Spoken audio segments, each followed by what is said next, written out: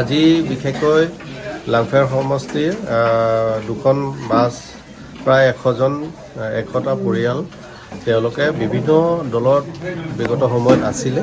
আমাৰ মুনিৰাম ইংটি নেতৃত্বত তেখেতে এক সময় 2017 চনত তেওঁ এজন প্ৰতিনিধি হিচাপে প্ৰতিদ্বন্দ্বিতা কৰিছিলে। কি আছিলে তৃণমূল কংগ্ৰেছৰ পৰা তেখেতে প্ৰতিদ্বন্দ্বিতা কৰিছিলে লাংফেৰ সমষ্টিৰ। তাৰপিছত তেওঁ পিছৰ কংগ্ৰেছত যোগদান কৰিলে। তাৰপিছতে APHLC যোৱা MP ইলেকশ্যন সময় APHLCৰ লগতে তেওঁ যোগদান কৰি কাম চাম কৰিছিলে APHLC হৈ। তাৰপিছতে ফুডিং তেৰাং তেখেতৰ লগতো তেওঁ সম্পৰ্ক আছিলে।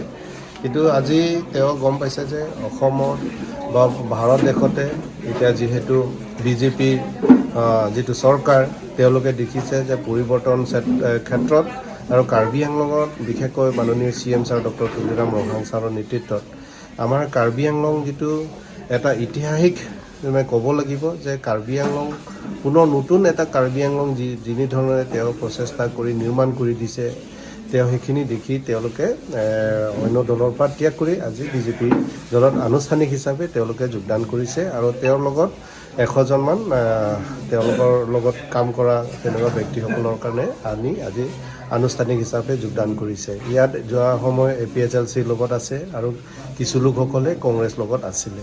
গতিকে তেওঁলোকে প্ৰতিশ্ৰুতি দিছে যে আগন্তুক দিনত অহা যিটো বিধানসভা নিৰ্বাচন এই নিৰ্বাচনত বিপুল ভোটত তেওঁলোকে জয়লাভ কৰিবলৈ কাৰণে লাংফেৰ সমষ্টি বিপুল ভোটত যাতে আমাৰ প্ৰাৰ্থীজনক আমি দিবলৈ কাৰণে তেওঁলোকে প্ৰতিশ্ৰুতি দিছে আৰু নিশ্চয় তেওঁলোকে কাম কৰি যাব।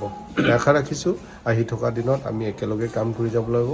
এটা ডাঙৰ এটা বৃহৎ দল হয় আৰু এই দলে দুখীয়া ৰাইজৰ কাৰণে ইমান মৰম কৰিছে আৰু মাননীয় chief minister doctor Himanta Biswa Sarma ছাৰে তেওঁ কাৰ্বি আংলং আপোন মানুহ হিচাপে তেওঁ নিৰ্মাণ কৰি ৰাইজৰ মাজত বুকুৰ মাজত সোমাইছে।